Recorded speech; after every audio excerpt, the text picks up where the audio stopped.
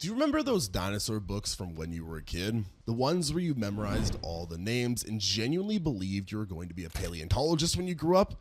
Well, it turns out about a third of those dinosaurs never actually existed. And by that, I don't mean that they didn't walk around a million years ago and they're not here anymore. I mean scientists either made them up by accident or in some cases deliberately glued different animals together and hoped nobody would notice. The most famous dinosaur of all time spent over a century being scientifically invalid because one guy forgot he had already named it something else, and museums just stuck the wrong head on it for decades. The Triceratops that's on every kid's lunchbox almost got deleted entirely in 2010 when scientists announced that it was fake, which caused some reasonable panic. Or how about somebody literally gluing a bird to a dinosaur tail and sold it for $80,000? And then National Geographic published it as a missing link before realizing that they had been scammed. There are tons of fake dinosaurs out there that you might still think are real. Well, this video aims to fix that. We're gonna go over a ton of different dinosaurs that just don't exist. And in fact, they have never existed because they're not real. Or something was so wrong with them, as we know, that they are technically a different dinosaur altogether. Let's start with the Brontosaurus. It's the most famous dinosaur ever, and I mean that in the real way, not in the way paleontologists mean it when they're arguing at a conference, but in the way that someone who doesn't know anything about dinosaurs still knows what a Brontosaurus is. Everyone's seen the shot of Jurassic Park. It's on every poster, every stamp, every piece of junk your relatives bought when you were 7, which makes it pretty weird that scientists spent 112 years insisting that it didn't exist. What happened was O.C. Marsh found bones in 1879 and named them Brontosaurus excelsius. He got really excited about his discovery, except he had already named basically the same animal, Apatosaurus, 2 years earlier and completely forgot, which seems like something you shouldn't forget when that's your job. By 1903, someone compared both skeletons, realized they were identical, and since Apatosaurus got named first, Brontosaurus got deleted. But here's where it gets really bad. Museums didn't have the right skull for it, so they just used a Chimerasaurus head instead, meaning the most famous dinosaur on the planet wore the wrong skull for decades and everyone pretended that was normal. Then in 2015, researchers actually did a real study, found enough differences in the neck and proportions, and brought Brontosaurus back. So now it exists again. Technically, but not every dinosaur gets that kind of second chance though. Back in 2010, headlines started appearing everywhere saying Triceratops never existed, which caused a pretty reasonable amount of panic because Triceratops is basically dinosaur royalty. It's the one with the 3 horns and the big frill that every kid draws in elementary school. Scientists at the time were claiming it was just a young Torosaurus, that as Triceratops aged, its frill would grow bigger and develop big holes. Its holes would change direction, and eventually it would transform into what we've been calling Torosaurus this whole time. They had this entire growth series figured out, seemed very confident about it, and the media obviously ran with it. So suddenly parents everywhere had to explain to their crying children that their favorite dinosaur wasn't actually real. But then other paleontologists showed up and said, actually no, we found baby Torosaurus specimens and elderly Triceratops specimens, so that whole theory doesn't work. And they pointed out the skull changes required would be basically unprecedented in any known animal. The differences were too extreme. The frill remodeling would have been impossible, and having separate juvenile and adult forms of both species meant that they were obviously different animals. So Triceratops survived the cancellation. Your childhood remains intact. Everything's fine. Well, I lied, because the next one is a complete disaster. Nanotyrannus, the tiny tyrannosaur, only 15 feet long instead of 40. It had more teeth than adult T-Rex, basically looked like someone shrunk a T-Rex down. It was named in 1988, and everyone got excited about a dwarf tyrannosaur living alongside regular T-Rex, which would have been interesting, except Jack Horner said nope. That is just a teenager. He had good evidence because the bones weren't fused and the features matched immature animals. For years, everyone accepted Nanotyrannus didn't exist. It was just juvenile T-Rex going through an awkward phase. Then in 2023, a new study said, actually, wait, we looked at the growth rings and they're tightly packed, which means this thing stopped growing while still small. It died at adult size, and it's got an anatomical features that don't match any T-Rex at any age. So now nobody knows what Nanotyrannus is again. The debate's completely reopened, and that's basically how paleontology works. Somebody finds something, names it, someone else says it's fake, third person says maybe it's real, and everyone argues until someone finds better fossils, which just creates more arguments. But that's not even the worst teenager situation. Dracorex Hogwartsia, literally named after Harry Potter, the Dragon King of Hogwarts, had a flat skull covered in spikes and horns and looked like an actual dragon. Stygimoloch, which means horned devil from the river Styx, it's a pretty badass name, was another spike-covered demon-looking thing with horns pointing backwards. Both were described as distinct Pachycephalosaur species. Everyone loved them because they had cool names and looked appropriately dramatic. Then Jack Horner shows up again, because apparently this is just what he does at this time. He cuts open skulls and tells people their favorite dinosaurs aren't real.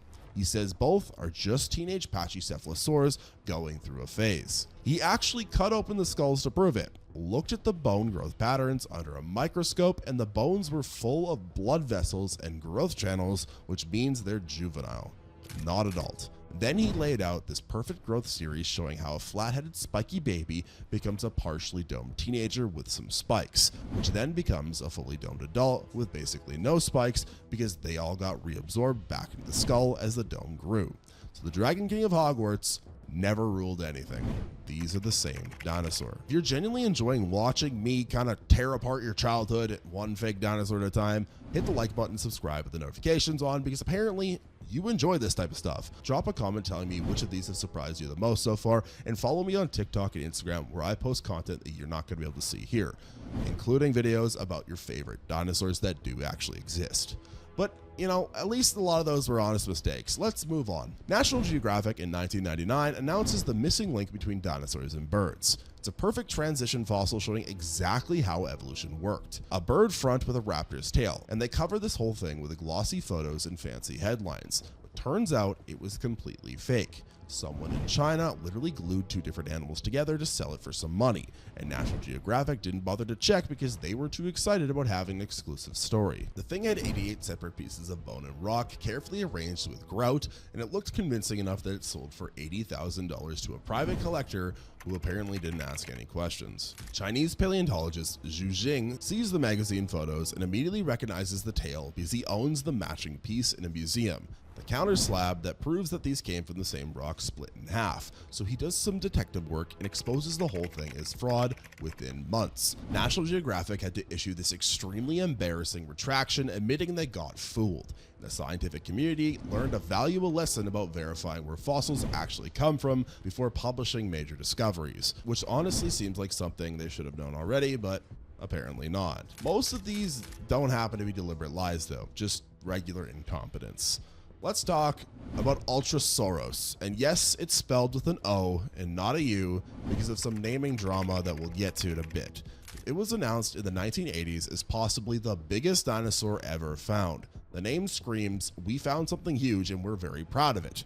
It was estimated at 80 to 100 tons and maybe 150 feet long, which would have been genuinely record-breaking if any of it was true. A guy finds an enormous shoulder blade, finds enormous vertebrae at the same dig site too, and assumes they're from the same animal because they're both big. He creates this mythical super sauropod that's supposedly taller than Brachiosaurus and longer than Diplodocus combined. Problem is, the shoulder blade was from a Brachiosaurus and the vertebrae were from Supersaurus. Two completely different dinosaurs that just happened to die near each other, and when you actually look at the proportions, nothing matches up. The holotype vertebrae they picked to define the species turned out to be Supersaurus, so under taxonomy rules, Ultrasaurus just became another name for something we already knew about. All the exciting size estimates got revised way down once people realized they were measuring two animals and adding them together, which is not how measuring works. And that's not even the worst math error we're going to cover today. Let's talk about Seismosaurus, the Earthshaker lizard, announced in 1991 as possibly the longest dinosaur ever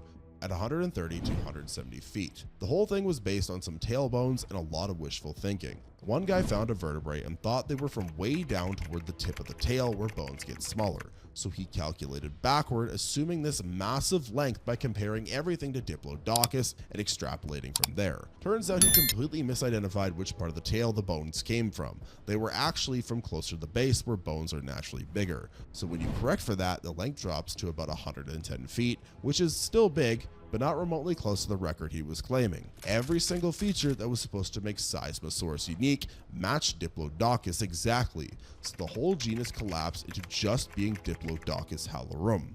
basically a large diplodocus with nothing special about it. The Earthshaker was just something being bad at anatomy and good at self-promotion, which seems to be a running theme with dinosaur discoveries from the 90s. Also, the initial estimates were so inflated that some sources claimed 170 feet, which would make it longer than a blue whale.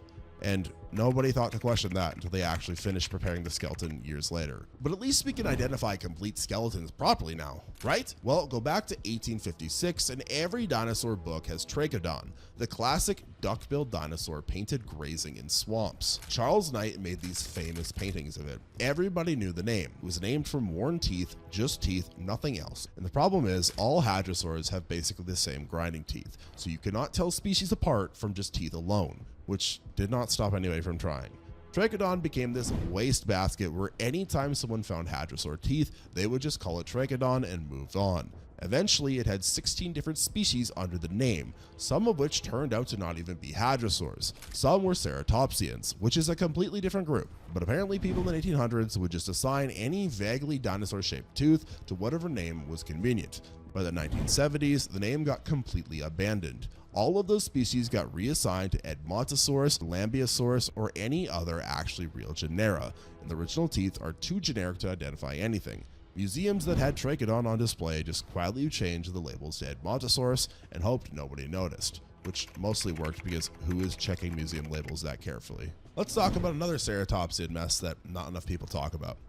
Monoclonius, named by Edward Cope in 1876, was one of the first horned dinosaurs ever described, and the name means single sprout, which doesn't even refer to the horn. It's about the tooth roots, but everyone assumed it meant the horn because that made more sense. This became the go-to name for any horned dinosaur fossils people found, which was a problem because the original material was scrappy and mostly came from juveniles. Here's where it gets messy. Juvenile ceratopsians look completely different from adults. Their horn orientations are different, their frills aren't developed yet, their skull bones haven't fused together, so you'd look at a baby Syntarsus and think you had found a whole new species.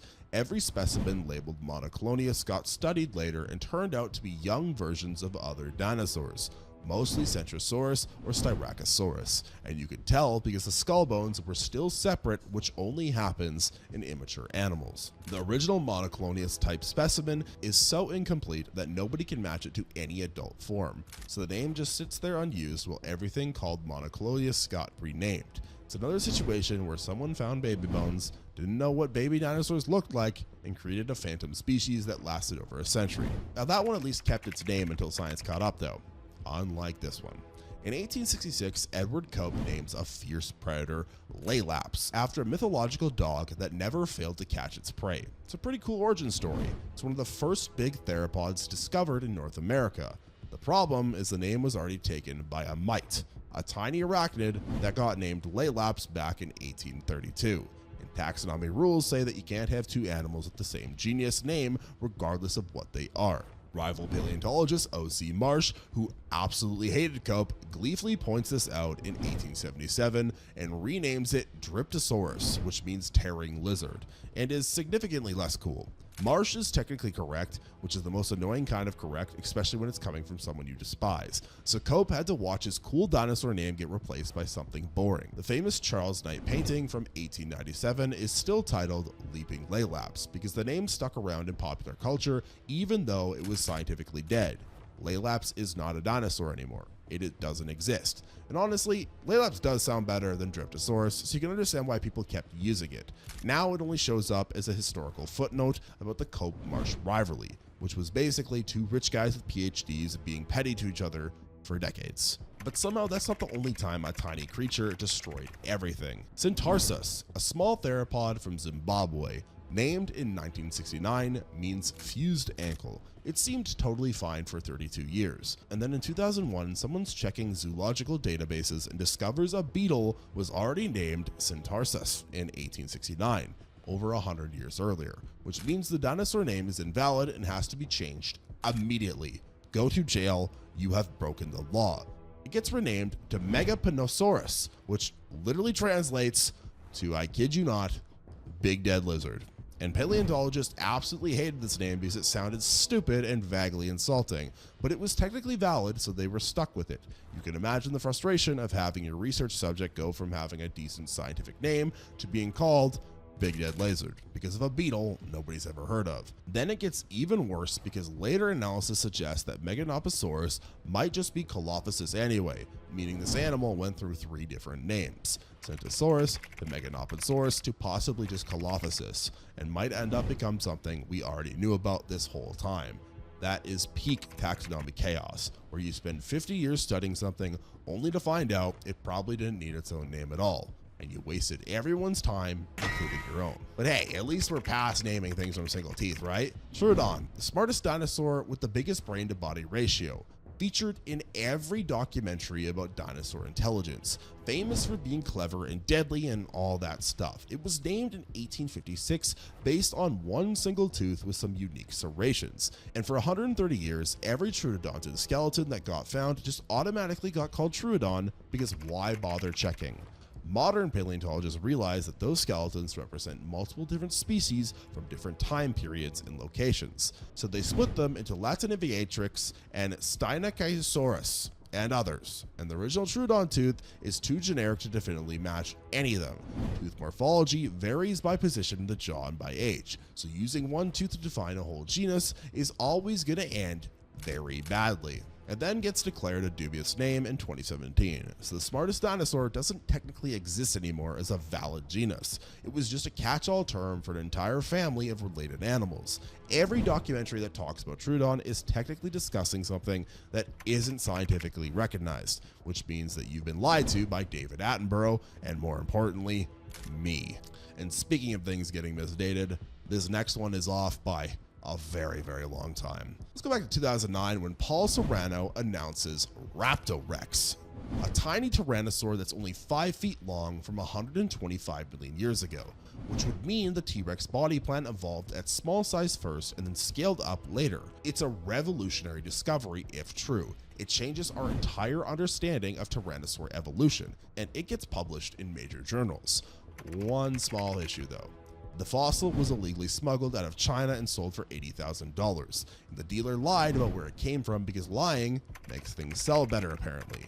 He said it was from early Cretaceous rocks in Liaoyang, when it probably came from late Cretaceous rocks in Mongolia, which is a pretty significant 55 million year difference. Chinese paleontologists immediately get suspicious because they know what Liaoyang fossils look like. Bone histology shows the specimen was only 6 years old when it died, and if it's actually from 70 million years ago instead of 125 million years ago, then it's just a juvenile Tarbosaurus, which is the Asian version of T-Rex. The whole revolutionary evolutionary story collapses within 2 years once people check the actual geology, and everyone learns why you don't trust the fossil black market for science, which again, seems obvious, but needed to be learned the hard way. But at least that was like a real bone with fake context, right? Unlike our next dinosaur. Edward Cope names Agathaumas in 1872. It means great wonder. It holds the record for being the first ceratopsian ever described, which sounds impressive, except nobody knew what a ceratopsian was yet because Triceratops wouldn't be discovered for another 17 years. They found some hip bones and vertebrae from Wyoming, drew it as a massive creature based on absolutely nothing, and Charles Knight painted it fighting a Tyrannosaurus in 1897 because there weren't any better horned dinosaurs to use in paintings yet. Once Triceratops and other ceratopsians got discovered, everyone realized Agathaumas was probably just one of those. But without a skull, there's no way to tell which one specifically. It could be Triceratops, it could be Torosaurus, could be something else entirely. Nobody knows, and nobody can know because the material is too incomplete. It was declared a dubious name by the mid-20th century, and the great wonder that started the whole ceratopsian story just faded away. Every painting of Agathaumas was really just someone drawing what they imagined Triceratops looked like before we even had the name Triceratops, which means Cope accidentally got credit for discovering something he didn't actually discover. The first ceratopsian named wasn't identifiable as a ceratopsian, which is ironic in a way that probably annoyed Cope's ghost. Let's go back to people messing up teeth though, this time with the armored dinosaurs. Joseph Leidy strikes again in 1856 with Paleoscincus, named from ankylosaur teeth, and thought it might be some kind of armored dinosaur. He called it ancient skink because he initially thought the teeth belonged to a lizard. All ankylosaurs have basically the same leaf-shaped teeth, so telling them apart from teeth alone is impossible, but Paleoscincus became a dumping ground for any armored dinosaur pieces people couldn't identify.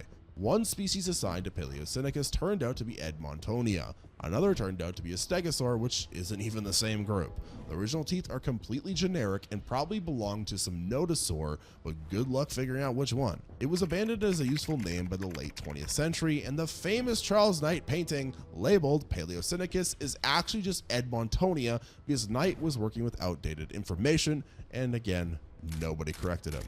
Museums changed their labels from Paleoscincus to Edmontonia over the years, hoping visitors wouldn't notice the switch, which again, nobody noticed because who is looking at those things?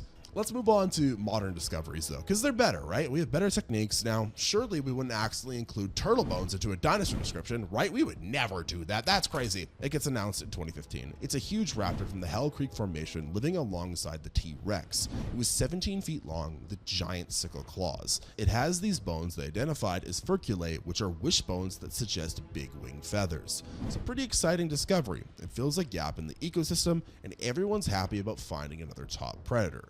Victoria Arbor reads the paper, looks at the supposed wishbones, and immediately says, yeah, these aren't wishbones, those are turtle shell fragments. She does a full analysis proving the furculae were actually turtle enteroplastera, which are plates from the bottom of a turtle shell. Hell Creek has lots of turtles. Deposits are often mixed together, and someone accidentally grabbed turtle bits along with the dinosaur bones, and nobody caught it until after the publication. Original authors issue a correction removing the turtle parts. The rest of Dakotaraptor is probably still valid as an actual giant raptor, but the initial reconstruction was a dinosaur-turtle hybrid, which is both funny and deeply concerning for everyone involved. So technically they lied to us, there is no dinosaur-turtle hybrid. It shows that even with modern techniques and careful study, you can still publish a chimera if you're not paying close enough attention. And honestly, that should probably worry us more than it does. Let's now talk about two different animals that are pretending to be one.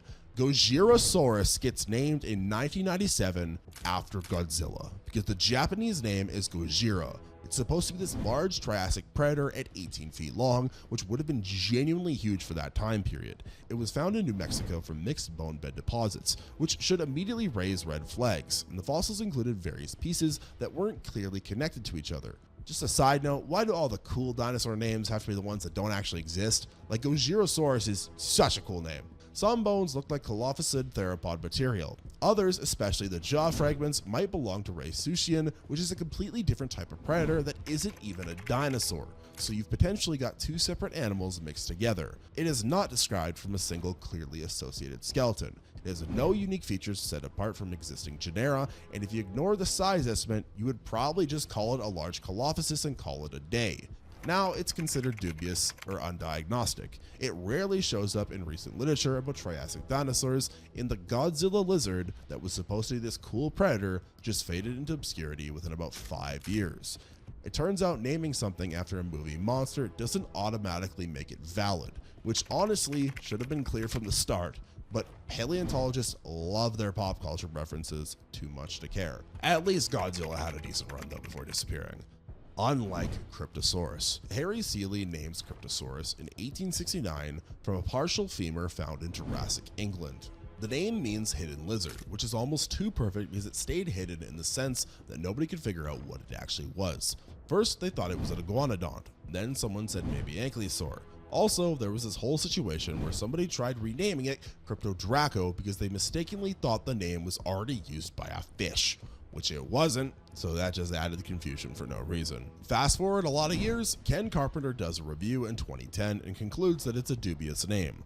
The femur chunk shows features consistent with ankylosaurs, but nothing unique enough to call it a separate genus. It could be Polycanthus, or Sclydosaurus, or something else entirely. Only one bone fragment exists from the original discovery.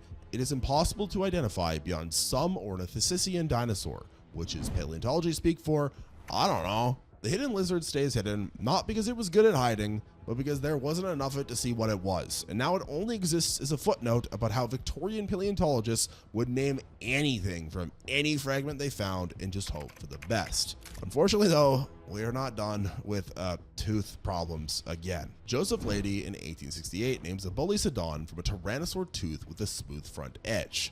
no serrations on the leading edge. The name means blunted tooth and seemed different enough to warrant its own genus. It became this catch-all for any tyrannosaur teeth with reduced serrations.